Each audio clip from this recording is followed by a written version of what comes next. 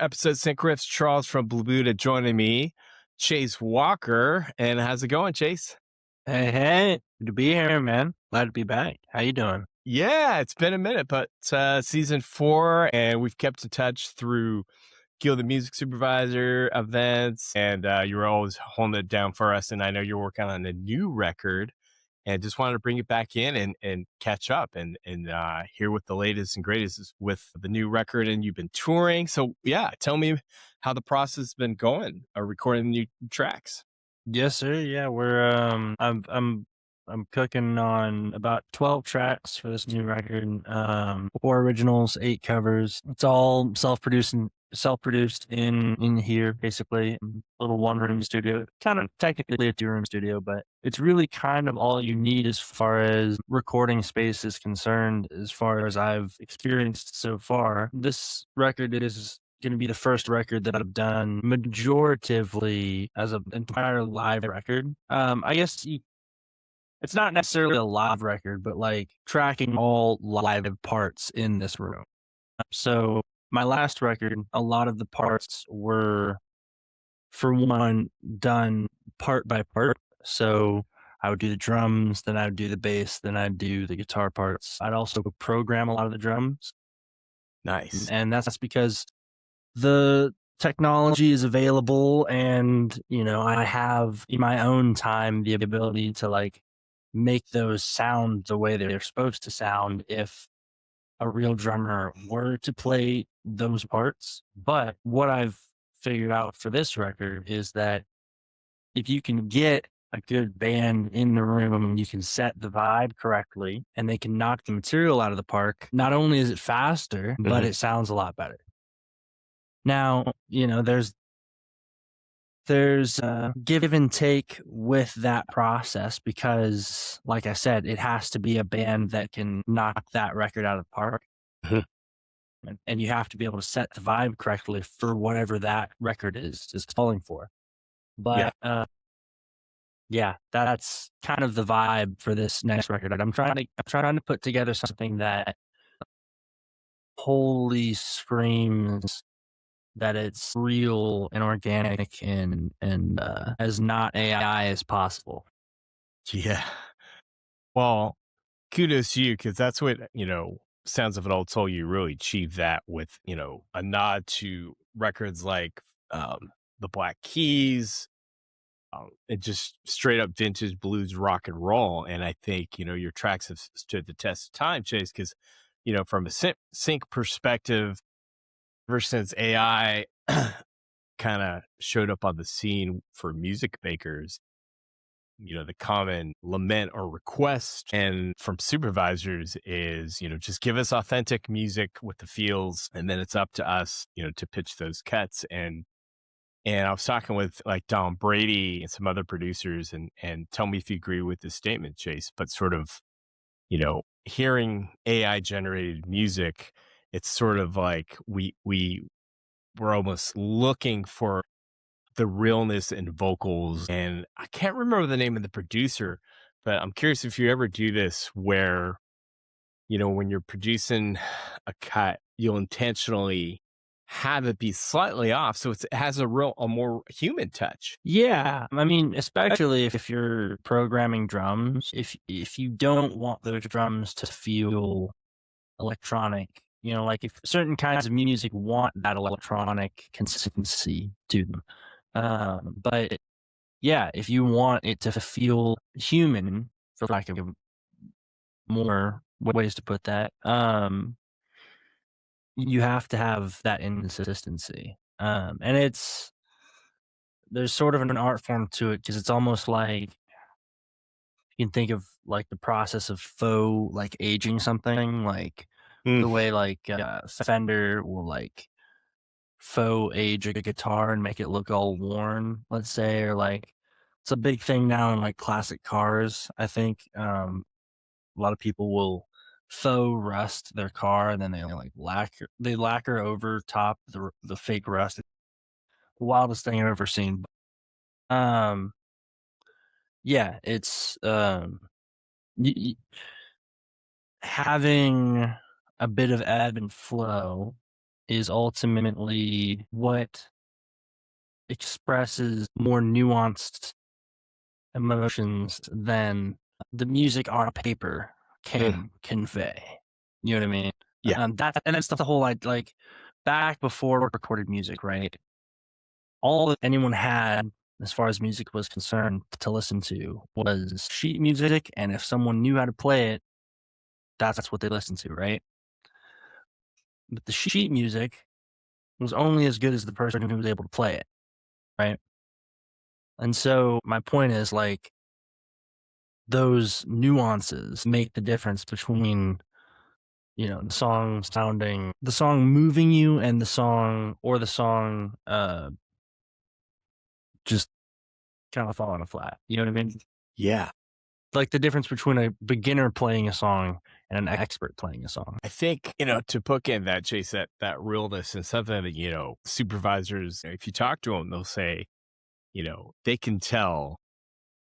I'm quoting like Madonna, we'd read in one of her recent podcasts with Jared Cosley, and shout out to both of them. But Madonna was like, she can, quote, smell a rat, where she knows if someone wrote something to a brief, she said, to do it, you got to check off all the boxes. You're writing to a brief, but it's almost like, and I hate this term, and to put it out there, you know, in the last sort of like, for as long as we've been working together and, us pitching your cuts is somehow out there in the ethos, folks calling it sync music. And I'm like, from back when there were sync departments at labels, when I started Capitol in the 90s, there was a sync department, and it was their job, represent Capitol Records music, pitch it for sync opportunities. So you're landing a sync, it generates a sync license, and the proliferation of information now where folks can craft a song for a show to match the narrative. Therein lies that balance, Chase. And I think you'd agree, as an authentic artist, for as long as you've been playing and working on your craft, if you write to a brief, supers will say like, you don't have the lyrics be too on the nose. They want nuance. As Katie Cole would say, shout out to Katie, subtext is everything, use metaphors.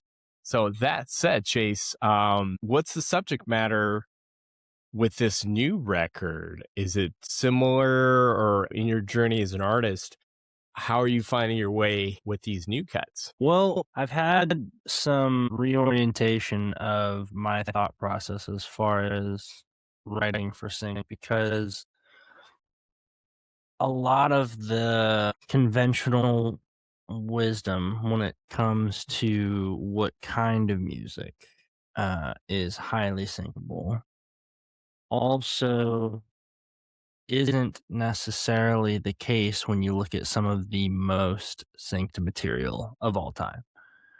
Now, that doesn't mean like everything we've been talking about to this point, isn't true, but um I think there's something larger to be looked at than just the subject matter of the song alone. You know what I mean?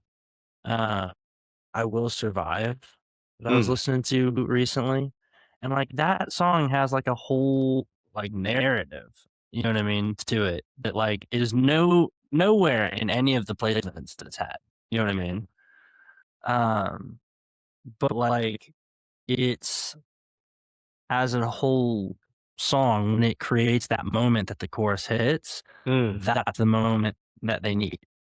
You know what I mean? right. I never thought about that way. That's a great point. Yeah. And ultimately, like they're probably like 99% of the time are not using the whole song, really. Correct. Yeah.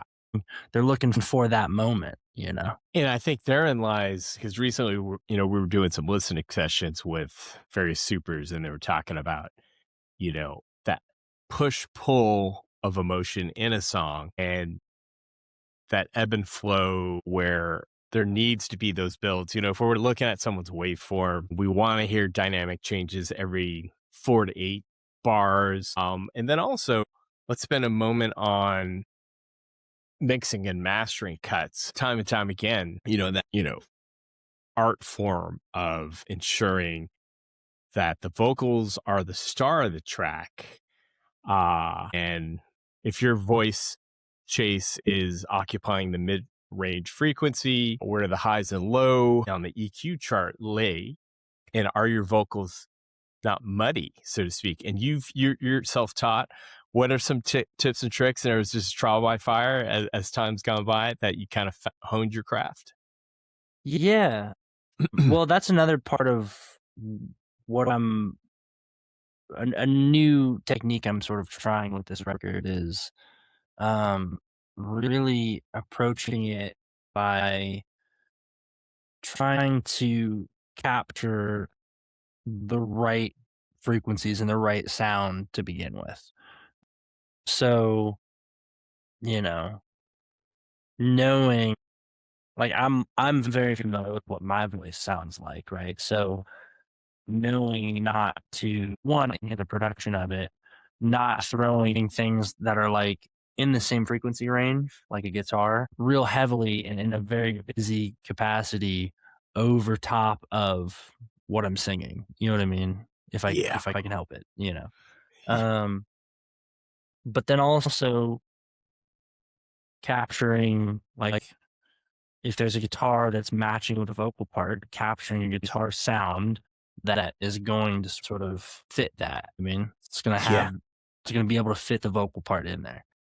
Mm. Yeah, I mean, ultimately, if you capture things mostly as you want them to sound to begin with, then the rest of the process is just much simpler. But that also, and this was the other point that I wanted to make, it's dependent on what kind of music you're doing. So, and I think this really heavily applies to sync as well in your production. You want the style of music that you're making to sound production wise, mix wise, like the style of music that you're making.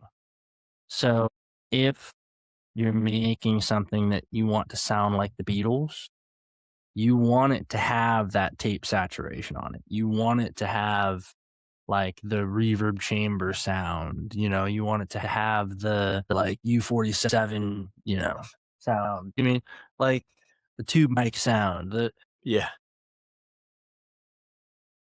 What you don't want to have the sort of digital, very cold, Mm. crisp, very transient, heavy, like modern sound if that's what you're going for. Mm. And I Mhm. do feel like I hear a lot of particularly revivalist types of music that fall victim to that of like Mm. playing a certain style of music, then the mix is not reflecting that. It's almost like they had someone who was like a contemporary pop mixing engineer Right. mix like a, old school rock or blues record.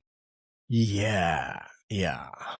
I would agree, Jason. I was in a listening session recently for I think shout out to it was the two indie community, and it's interesting you say that because one of the guys to kind of capture that vintage analog sound and sort of a sync tip takeaway for folks listening to the podcast is less is more.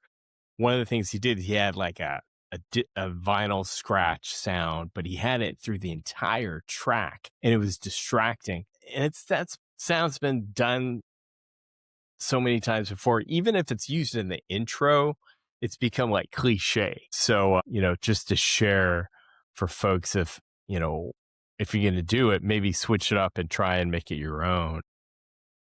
But yeah, and Totally. I know you have some new additions in the studio. Is there one particular? Because I know every year you head out to NAMM. Was there anything from NAMM back in January that you set your sights on? Nothing from them. I've picked up a few new like vintage guitars, more so on the cheaper side because I need. I've got a few fly out dates that I need some cheap guitars to be able to bring with me on. Uh, Trying to see here if I can. Oh yeah, I've got a new sign in my studio. If I could show you, a little new aesthetics, trying to spruce the place up a bit. That is dope. Where'd you source that? Yes, that's pretty. That's size wise. That's pretty big. I found it on Facebook Marketplace looking for, we wanted to add some new lights in here because we're working on some projects I'm not quite ready to announce yet. Yeah, just we needed something that added some color to the room, you know. So that Found this looks sweet great, man. old Hispanic lady on Facebook Marketplace who had her own flower shop, and That is sweet. Yeah, and all along I thought you had it custom made, but that it's a vintage. There you go. right. I don't know if it's vintage, but she did say that it was custom made for the flower shop that Hmm. she had. No, killer. I just got your website up. Yeah, that's cool. I noticed you added some I'm trying to get so you got apparel, no collectibles. Okay. I'm trying to share. I'm gonna have to reshare. There's a collectibles page. I think that should probably be something affiliated with our merch, I would assume. Yeah. Let's see. Yeah. Here we go. We got if I can get to that. Here we go. No, that looks great, man. So okay. Yeah. So you got very cool. So the autographed from the poster Sounds of an Old Soul. That looks great. And then you had done Live at the Woodshed. Now tell us about the Live at the Woodshed, because I think I remember correctly, Chase, there was a live recording of you guys at the Woodshed?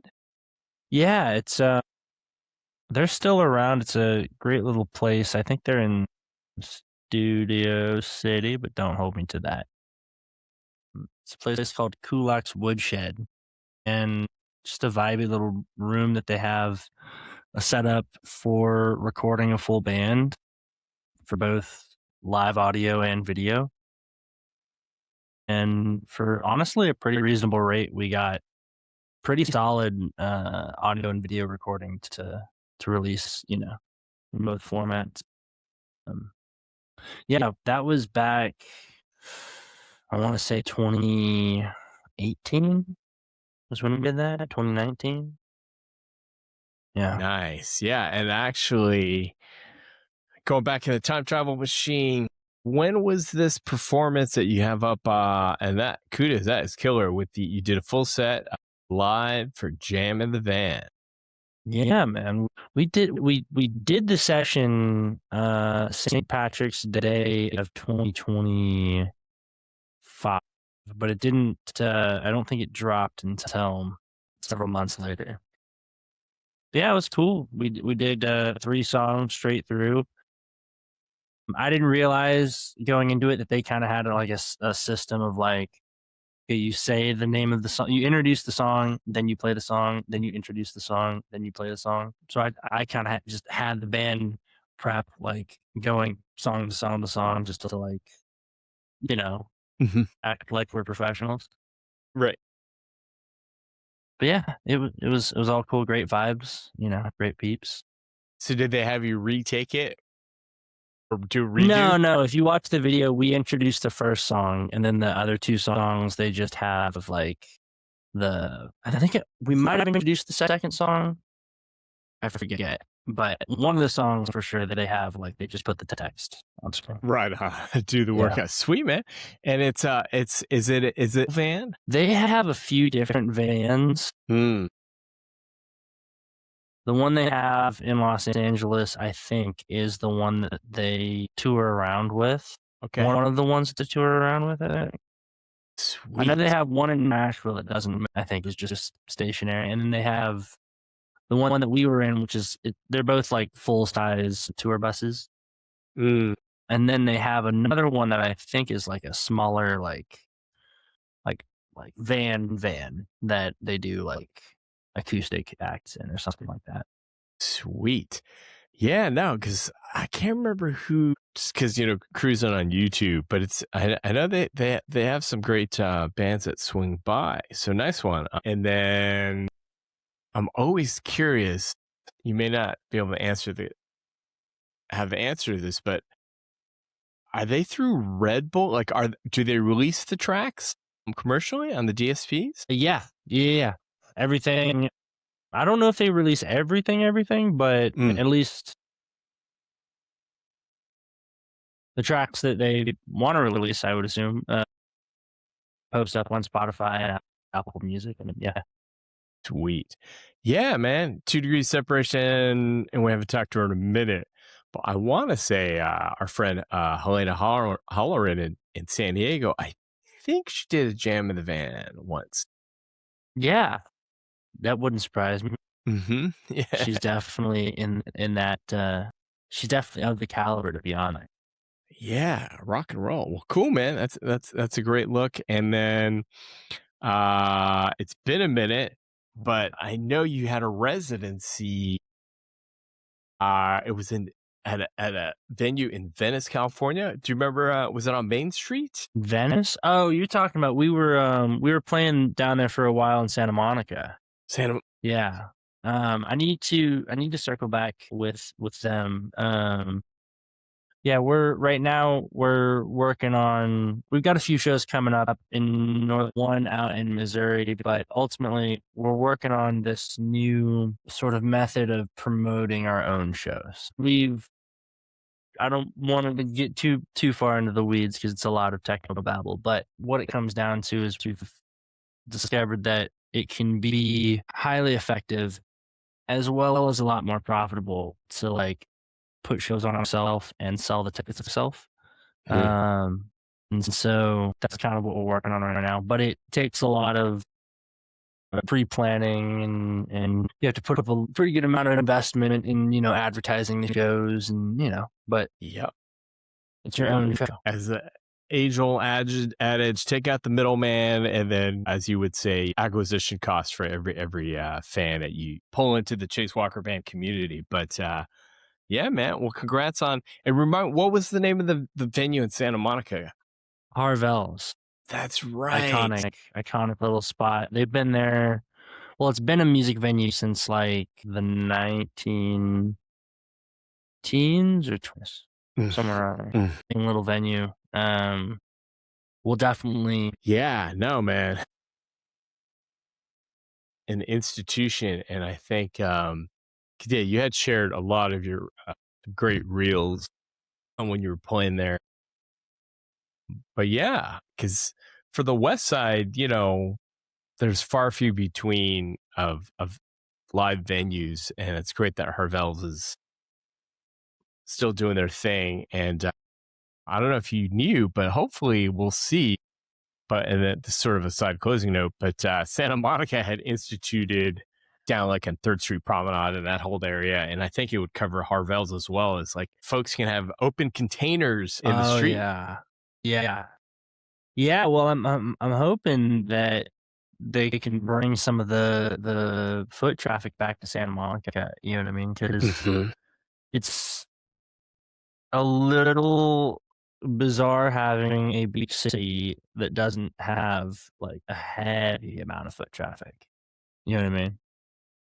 Yeah, I mean, and you hear folks kind of talk about it, but I know it would take the proper planning execution. But why not give it a whirl with live music and trying to make it a la dare I say, New Orleans, but because on the West Side, for live every year they got to go to Hollywood, West Hollywood for live music. But as long as I've been living out here, it's you always got to go to into the city, so to speak. But that would be killer to try and revitalize the area. Yeah, yeah. I mean, what's tough is you're also competing against the fact that a lot of young people just aren't drinking as much alcohol. So most every venue right now is really hurting in that respect. And outside of that, I think there's a lot of the people who I think just across Los Angeles aren't really going out all that much. Mm, I mean, if you want to, let's say, go to buy a ticket for a show at SoFi Stadium or the mm. Forum, you're going to spend several $100s, maybe close to 1,000, and that's going to eat up all of your, like you could spend $100 going out in Los Angeles. anywhere in Los Angeles Mhm. easily, right? So that's at least 5, 6 nights worth of going out for one ticket. Yeah.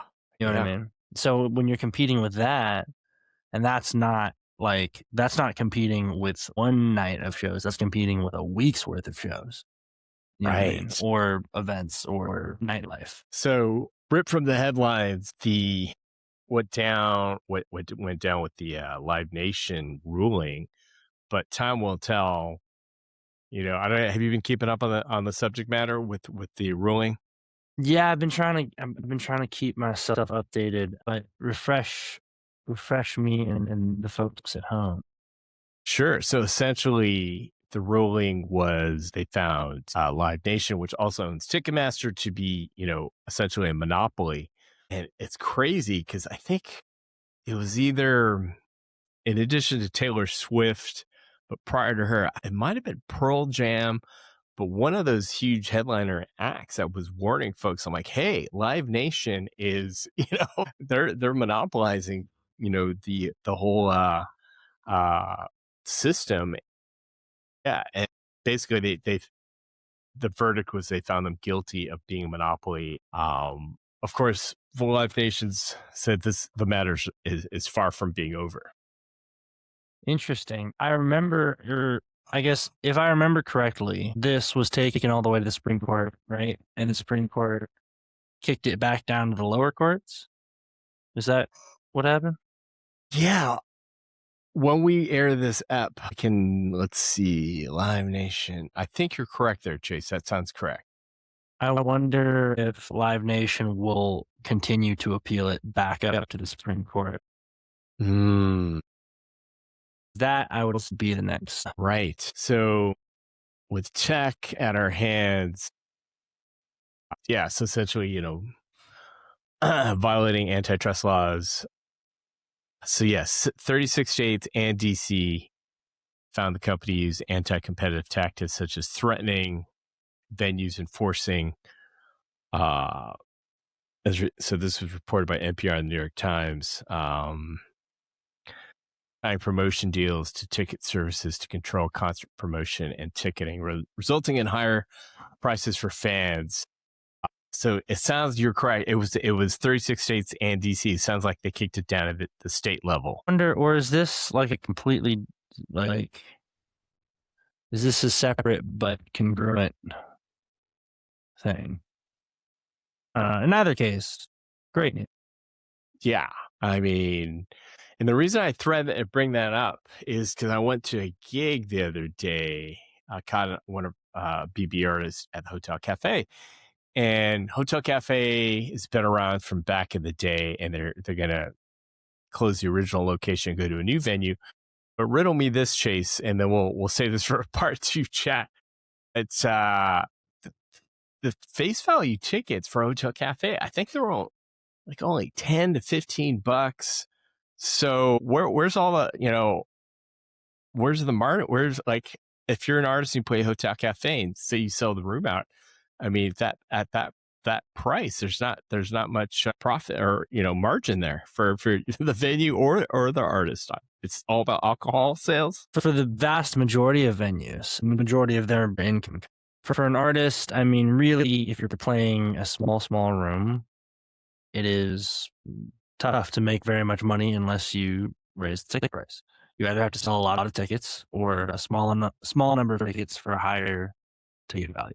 You know what I mean? But that is also part of why I'm trying to establish a system selling my own tickets is because many venues, if you can fill a room, may be agreeable to letting you take that 100% of that door because Mm. the majority of their income is coming from the alcohol sales. From what I understand, for most venues, the door is used as sort of a supplement to, if they don't have very many people in that night, or, let's say it's a bunch of college students who are doing edibles now instead of drinking alcohol, you know. And then my aha moment, then we'll wrap it, Chase. So And I think something that was sort of nefarious, or for folks who didn't know, was it correct that it was, if it was a Live Nation venue, did they also get a percentage of the merch sales? Do you know that to be true? I think I don't know the specifics, but I vaguely remember hearing something about Live Nation having made some settlement around that, and that they weren't taking merch, or that they're taking less of the merch. Right. But yeah, I do know that, like, that is for sure a thing. I just don't know where that stands currently. So yeah, a lot more things to chat about next time. But yeah, it was good, Chase. Just wanted to hop on and touch base on some current topics, and we'll have to have you back, and then we'll save it for next time when the next single is coming out and all that good stuff. But yeah, man, Definitely. appreciate you as always. Thanks for stopping by For having as always. And with that, we'll catch you on the next episode, Synchronist. I'll link to Chase's website so you guys can stay updated and informed on his new record. And like, subscribe. We'll catch you next week on Synchronist. Namaste. peace. Go.